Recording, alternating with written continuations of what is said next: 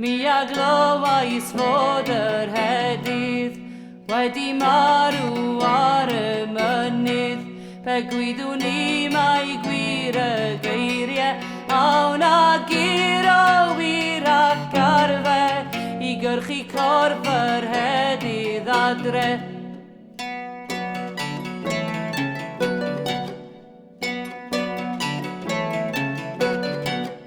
Mi a glywais fod yr hebog eto'n fynych uwch y fawnog, a bod ei galonau a denydd wrth fynd heibio i gorff yr hedydd yn curo'n llwfr fel calon llofrydd.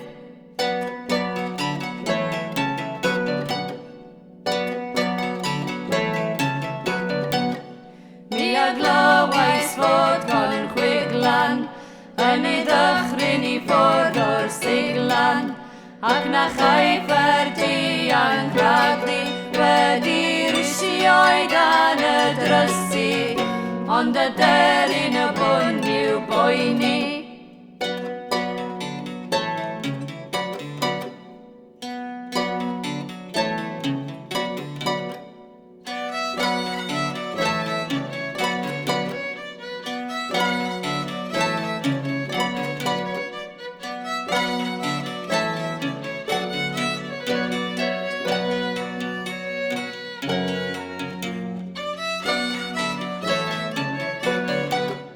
Mi a glywais gan y wenon bod y tylwyd teg yn morol, a marchu'r hedydd bach o risiad ac am amdor Brenafal.